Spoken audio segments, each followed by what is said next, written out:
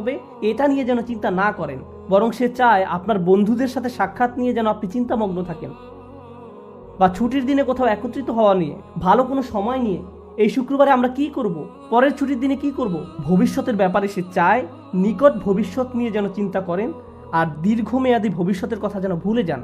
অনেকের কাছে দীর্ঘমেয়াদী চিন্তাটা এরকম যে আমি তো দীর্ঘমেয়াদী চিন্তা করছি, আমি চিন্তা করছি কিভাবে একটি বাড়ির মালিক হওয়া যায়, অথবা চিন্তা করছি কোন শহরে বসতি করব, বা আমি ভবিষ্যৎ শিক্ষা নিয়ে চিন্তা করছি। কিন্তু আল্লাহ আসলে চান আপনি যেন আরো দীর্ঘমেয়াদী চিন্তা করেন। যখন আপনি তার সামনে গিয়ে দণ্ডায়মান হব, তখন কি জবাব দেব, এভাবে যখন চিন্তা করবেন, তখন আল্লাহর সাথে সাক্ষাৎ নিয়ে আপনার একটা পরিকল্পনা থাকবে। ঠিক যেমন তরুণরা ভার্সিটিতে ভর্তি হওয়ার পর তাদের একটা প্ল্যান থাকে 3 বা 4 বছরের মাঝে গ্রাজুয়েট হওয়া। এই প্ল্যান থাকার ফলে আপনি তখন অনেক সাবধানতার সাথে বিভিন্ন কোর্স নেবেন। এই সেমিস্টারে কোনটা কোনটা নেবেন, পরের সেমিস্টারে কোনটা কোনটা নেবেন, এখন আপনার কাছে কত ক্রেডিট আছে, কোন কোন কোর্সগুলো ঢিলে ঢালাভাবে করলেও হবে, এই সকল ব্যাপারে আপনার সুচিন্তিত একটি পরিকল্পনা থাকে। যদি পিছিয়ে পড়েন, তাহলে অতিরিক্ত কাজ করে তা পুষিয়ে নিতে হবে। কিন্তু যদি আপনার কোনো লক্ষ্য না থাকে, যারা ভার্সিটিতে যায় কিন্তু কবে গ্র্যাজুয়েট হবে এই ব্যাপারে কোনো মাথা ব্যথা নেই, 10 বছর যাবৎ ভার্সিটিতে পড়ে আছে, তোমার মেজর কোন বিষয়, আমি এখনো ভাবছি, তোমার চুল পেকে গেছে আর এখনো মেজর সাবজেক্ট নিয়ে চিন্তা করছো, এরকম উদ্দেশ্যহীন মানুষও রয়েছে। শয়তান মানুষের এমন উদ্দেশ্যহীন জীবনই পছন্দ করে। সে চায় আপনি যেন উদ্দেশ্যহীন জীবন যাপন করেন। আর যে লক্ষ্যটি আল্লাহ আমাদের সামনে ঠিক করে রেখেছেন তা হলো তার সাথে সাক্ষাৎ। যদি এই লক্ষ্যটি আপনার সামনে থাকে, তাহলে জীবনে যে কোনো সিদ্ধান্ত নেওয়ার সময় আপনি চিন্তা করবেন, যখন আমি আল্লাহর সাথে সাক্ষাৎ করব, পরবর্তী সিদ্ধান্তটি নেওয়ার পূর্বে আমাকে আল্লাহর জিজ্ঞাসাকে, আল্লাহর সাক্ষাৎকে সবসময় বিবেচনায় রাখতে হবে। কিন্তু শয়তান যদি এই লক্ষ্যটি দূর করে দিতে পারে, তাহলে আমার মাথায় এই চিন্তাটি আসেও না। আমরা তখন যা ইচ্ছা তাই করি। আল্লাহর চিন্তা আমাদের মাথা থেকে দূর হয়ে গেছে, কারণ শয়তান আপনার সামনে একটি আবরণ তৈরি করে দিয়েছে। ফলে আপনি আপনার সামনের অবশ্যম্ভাবী গন্তব্যের ব্যাপারে অন্ধ হয়ে পড়েছেন। শয়তান চায় আপনি যেন ভবিষ্যৎ নিয়ে উদ্বিগ্ন থাকেন।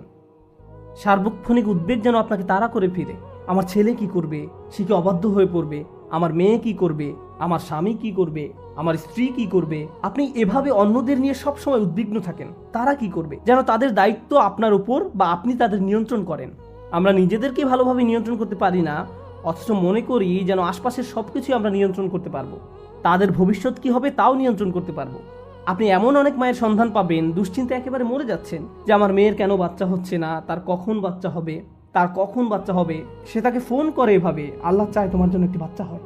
আল্লাহ তার জন্য সন্তান চায় না, আপনি চাচ্ছেন। আমি জানি না আপনি আল্লাহর কাছ থেকে কোনো ইমেল পেয়েছেন কিনা যে তাকে এভাবে বলছেন।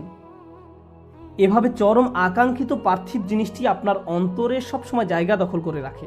ফলে ভবিষ্যতের চিন্তা বলতে শুধু এটাই বুঝেন, আমার অমুক জিনিসটি নেই, আমার তো এটা নেই, আমার এটার জন্য অপেক্ষা করছি, আমি জানি না কেন এটা পাচ্ছি না। জিনিসটি পাওয়ার জন্য এভাবে আপনি সম্পূর্ণ আচ্ছন্ন হয়ে পড়েন, পুরোপুরি ব্যাকুল হয়ে পড়েন। শয়তান চায় এভাবে সম্পূর্ণভাবে যেন আপনি আচ্ছন্ন হয়ে পড়েন। কারণ যদি এমনটা করেন, প্রথমত আল্লাহ আপনাকে যা দিয়েছেন তাতে সুখী থাকবেন না, দ্বিতীয়ত সহজেই ভুলে যাবেন যে যিনি সবকিছু নিয়ন্ত্রক তিনি হলেন আল্লাহ। আমি আসলে আমার সন্তানদের নিয়ন্ত্রণ করি না। একটি নির্দিষ্ট বয়সে পৌঁছানোর পর তারা যা কিছু করে তা তাদের এবং আল্লাহর মাঝে। সর্বোচ্চ আমি যা করতে পারি তা হলো উপদেশ দেয়া, তাদের সিদ্ধান্ত একান্তই তাদের। যদি আমাদের রাসূলুল্লাহ সাল্লাল্লাহু আলাইহি সাল্লাম তার নিজ কন্যা ফাতেমার দিকে ফিরে বলতে পারেন, হে মুহাম্মাদের মেয়ে ফাতিমা, আল্লাহকে ভয় করো, আমি তোমাকে আল্লাহ তাআলার পাকড়াও হতে রক্ষা করতে পারবো না, তোমাকে সাহায্য করার মতো কোনো সামর্থ্য আমার থাকবে না, তিনি এটাই তার নিজের মেয়েকে বলেছেন। তাহলে আমরা কিভাবে মনে করি যে আমরা অন্যদের নিয়ন্ত্রণ করতে পারবো? এমনকি আমাদের পরিবারের মধ্যেও শয়তান চায় আমরা যেন মনে করি আমরা হলাম নিয়ন্ত্রক। কিন্তু বিষয়টা আসলে আল্লাহর অধিকারে। সে আমাদের মনকে এভাবে সম্পূর্ণ আচ্ছন্ন করে ফেলে। আর অবশ্যই মানুষকে নিয়ন্ত্রণ করতে গেলে হিতে বিপরীত হয়। মানুষকে নিয়ন্ত্রণ করা যায় না, আসলেই যায় না। আর যখন নিয়ন্ত্রণ করতে গিয়ে ব্যর্থ হন, তখন আরও বেশি উদ্বিগ্ন হয়ে পড়েন, আপনি ক্রমাগত নেতিবাচক হয়ে পড়েন। আর আপনি যখন সম্পূর্ণ নেতিবাচক হয়ে পড়েন, তখন আপনার পক্ষে কৃতজ্ঞ হওয়া অসম্ভব হয়ে পড়ে। খেয়াল করে দেখুন আয়াতটি কিভাবে শেষ হয়েছে। আপনি তাদের অধিকাংশকেই কৃতজ্ঞ পাবেন না। তারা সবসময় নেতিবাচক চিন্তা করবে, আমার চাকরির কি হবে, টাকা কোথায় পাবো, এটা কোত্থেকে আসবে, ওটা কোত্থেকে আসবে, স্বাস্থ্যের কি হবে, বাচ্চাদের কি হবে, অমুক অমুক ব্যাপারে কি হবে, যদি তারা জেনে যায়, যদি এমনটা ঘটে, যদি সে কিছু বলে বা যদি তিনি কিছু করেন। আর এসব তুচ্ছ ব্যাপার নিয়ে আপনি এতটা আচ্ছন্ন হয়ে পড়েন যে ভুলে যান আল্লাহ ভবিষ্যতের নিয়ন্ত্রক। আমি এর নিয়ন্ত্রক নই। আমরা যে একটি ভালো দিন অতিক্রম করি, এটা এই জন্য নয় যে আমরা খুব ভালোভাবে প্ল্যান করে দিনটি কাটিয়েছি, বা আমরা এটা অর্জন করেছি, বা দিনটাকে নিয়ন্ত্রণ করে কাটিয়েছি। একমাত্র আল্লাহর কাছ থেকেই প্রশান্তি আসে। আমাদের শরীর যে সঠিকভাবে কাজ করছে এবং এখানে শুক্রবারে জুমার নামাজের জন্য যে এসে বসে আছি, আল্লাহ আমাদের এই শক্তি সামর্থ্য দিয়েছেন। আর আমরা এটা ভুলে যাই। আমরা মনে করি ভবিষ্যতের সবকিছু আমরা নিজেরাই সমাধান করে ফেলতে পারবো। শয়তান এই কাজটাই করে। সে আপনাকে এই ধারণা দিয়ে বিভ্রান্ত করে ফেলে যে ভবিষ্যৎ আমাদের নিয়ন্ত্রণে। শয়তানের আরো একটি বড় অস্ত্র হলো ভবিষ্যৎ সম্পর্কে আপনাকে হতাশ করে দেয়া। আরে কোনো কিছুতেই কাজ হবে না, পূর্বের কোনো পরিকল্পনাই তো কাজে আসেনি, তুমি সব সময় ব্যর্থ হবে, তোমার কপালে শুধু ব্যর্থতাই আছে। এভাবে নিজের সম্পর্কে এত হতাশ এবং নেতিবাচক হয়ে পড়েন যে আপনি শুধু নিজের সম্পর্কে হতাশাজনক মনোভাব পোষণ করেন না, বরং এই হতাশা সংক্রামক হয়ে পড়ে। যেমন কেউ যদি পরীক্ষায় পাশ করে আসে, আপনি হয়তো তখন বলে বসেন, পাশ করলে কি হবে, চাকরি পাবে না, পারিবারিক ঐতিহ্য, কী বা করার আছে। এটা শয়তানের দুঃখবাদ বা হতাশার একটা অংশ। সে আপনার কাছ থেকে এটাই আশা করে। কারণ কেউ যদি সবসময় এভাবে দুঃখ এবং হতাশায় নিমজ্জিত থাকে, তাহলে কিভাবে সে আল্লাহর প্রতি আশা ধরে রাখবে? কোন অন্তর নিয়ে তারা আল্লাহর নিকট দোয়া করবে? যদি তারা ইতোমধ্যেই পরাজয় স্বীকার করে নেয়, তাহলে কোনো কিছুই আর কাজ করবে না। তখন আল্লাহর নিকট থেকে তাদের আর কোনো প্রত্যাশা থাকে না। আল্লাহর সাথে আমাদের সবচেয়ে গুরুত্বপূর্ণ সম্পর্ক হলো তার নিকট দোয়া করা, তার নিকট আশা করা। আর আপনি নিজেই কিনা এই সম্পর্কটা কেটে দিলেন, আশাহীন হয়ে গেলেন। শয়তানের সংজ্ঞাই হলো সে আশাহীন, হতাশ, আর সে চায় আপনিও তার মতো আশাহীন হয়ে পড়েন। এভাবে মানুষকে সে সম্মুখ ভাগ থেকে আক্রমণ করে। মানুষ জীবনে বিভিন্ন লক্ষ্যবানে ছুটে চলবে, এটাই স্বাভাবিক। আর এই ক্ষেত্রেও শয়তানও আমাদের বিভ্রান্ত করে ফেলে। এটাও তার সামনের দিক থেকে আক্রমণের কৌশলের অংশ।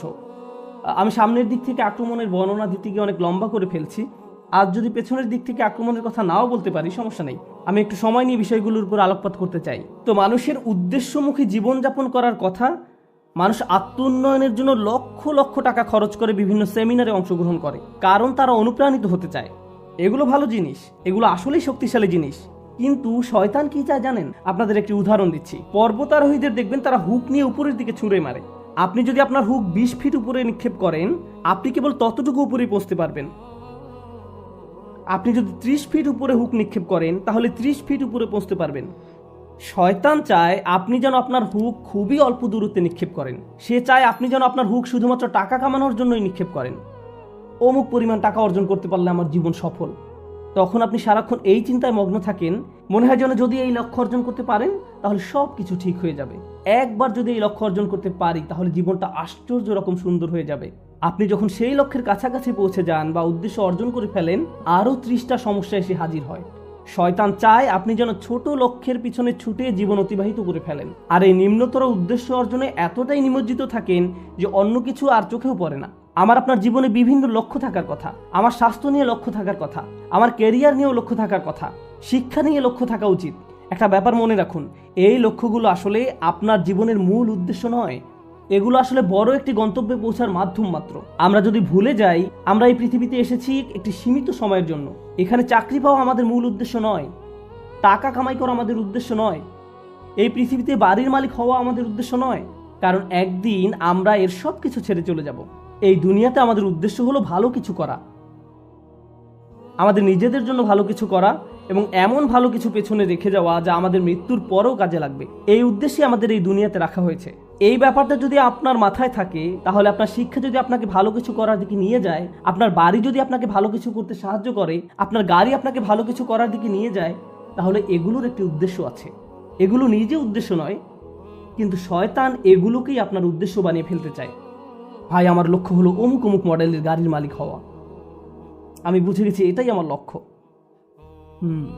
এটা আসলে কোনো লক্ষ্য নয়, এটা একটা বস্তুগত জিনিস মাত্র। আর এই জিনিসটি শেষ হতে শুধু একটি অ্যাক্সিডেন্টই যথেষ্ট। যে বাড়িটি নিয়ে আপনি এত বেশি মগ্ন হয়ে আছেন, শুধু একটি ভূমিকম্প এটি ধ্বংস করে দেওয়ার জন্য যথেষ্ট। একবার আগুন লাগলেই শেষ। এই জিনিসগুলো আর এমন কি, এগুলো আসে আর যায়। দুআফা তালিবু আল মাতলুব। শয়তান এভাবে আমাদের মনকে এসব তুচ্ছ বিষয়ে নিমজ্জিত করে রাখে। এর ফলে আমরা ভুলে যাই যে আল্লাহ আমাদেরকে বৃহত্তর উদ্দেশ্য নিয়ে সৃষ্টি করেছেন, কিন্তু সে আমাদের সামনের দিকে থেকে আক্রমণ করে ক্ষুদ্র বিষয়ে আচ্ছন্ন করে রাখে। ফলে আমরা আমাদের সৃষ্টির উদ্দেশ্যের কথা ভুলে যাই। শয়তানের সামনের দিক থেকে আক্রমণ করা নিয়ে সর্বশেষ যে কথাটি বলতে চাই, আপনাদের অনেকের কপালে হয়তো সামনে অনেক টাকা আছে, আবার কারো কারোর জন্য জীবন হয়তো অনেক বড় বড় চ্যালেঞ্জ অপেক্ষা করছে, আল্লাহ জানেন। কারো কারো জীবন হয়তো অনেক সুখ অপেক্ষা করছে, আল্লাহ জানেন, আমরা জানি না। কিন্তু একটা বিষয় আমরা সবাই জানি, সবারই সময় রয়েছে। কারো হয়তো কয়েক সেকেন্ড, কারো হয়তো কয়েক বছর, কারো হয়তো কয়েক দশক সময় হাতে আছে। কিন্তু একটা ব্যাপারে আমরা নিশ্চিত যে আমাদের সবারই হাতে সময় আছে। শয়তান যখন আপনাকে সম্মুখ ভাগ থেকে আক্রমণ করে,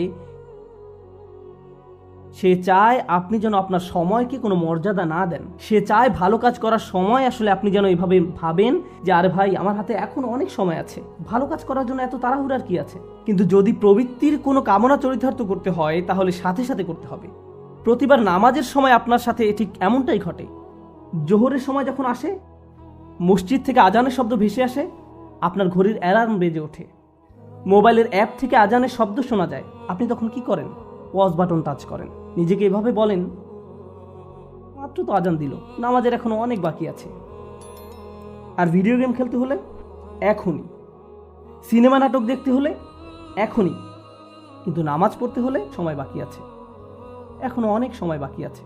ভার্সিটিতে ক্লাসের ফাঁকে যদি আপনি কিছুটা সময় পেয়ে থাকেন, ব্যাগে কোরআন আছে, তখন ইচ্ছা করলে ব্যাগ খুলে কোরআন পড়তে পারেন।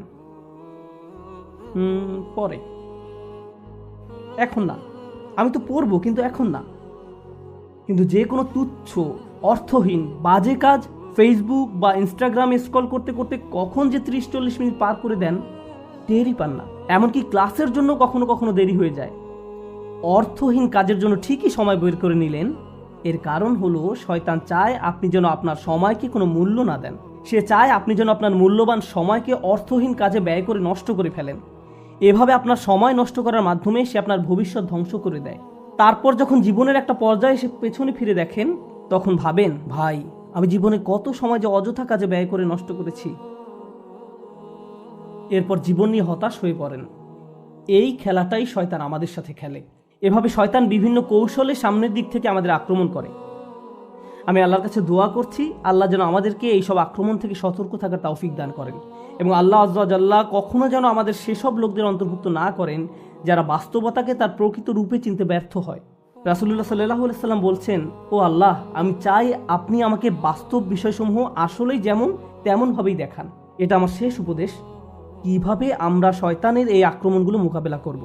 প্রথমে এগুলো শনাক্ত করতে হবে। তারপর আমাকে আপনাকে ক্রমাগত বাস্তব বিষয়গুলোর প্রকৃত রূপ খতিয়ে দেখতে হবে।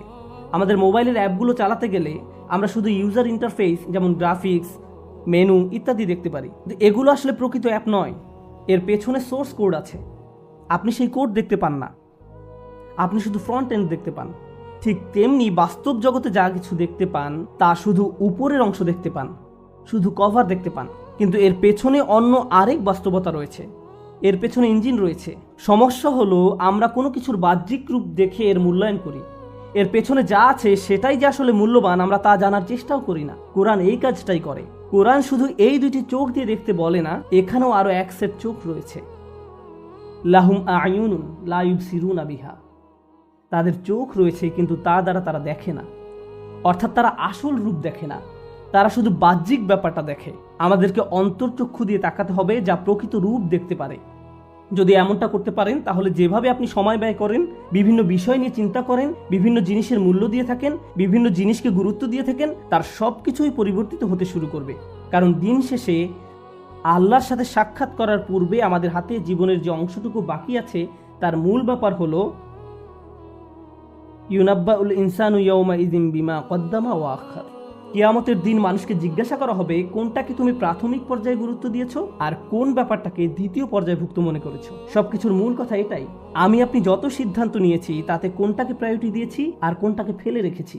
আর শয়তান এখানেই ঝামেলা তৈরি করতে চায়। সে আমাদেরকে ভুল ব্যাপারে অগ্রাধিকার দিতে প্ররোচিত করে। সে চাইবে আমরা যেন সত্যিকারের গুরুত্বপূর্ণ কাজটা ফেলে রাখি। আমরা দোয়া করি আল্লাহ যেন আমাদেরকে সেসব মানুষের অন্তর্ভুক্ত করেন যারা কাজের ক্ষেত্রে সঠিক অগ্রাধিকার নিশ্চিত করতে পারে, এবং শয়তানের কুমন্ত্রণা যেন আমাদেরকে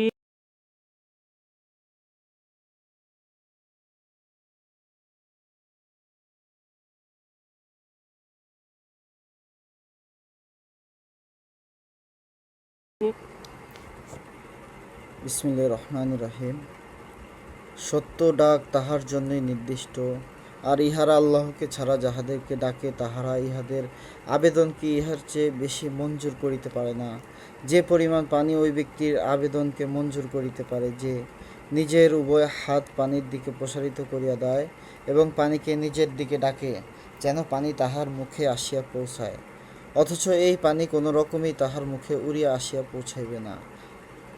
বস্তুত কাফেরদের দরখাস্ত একেবারেই বৃথা। ফায়দা: হজরত আলী রাদিয়াল্লাহু তাআলা আনহু বলেন, দাওয়াতুল হক বা সত্য ডাকের অর্থ হইলে তাওহীদ অর্থাৎ লা ইলাহা ইল্লাল্লাহ।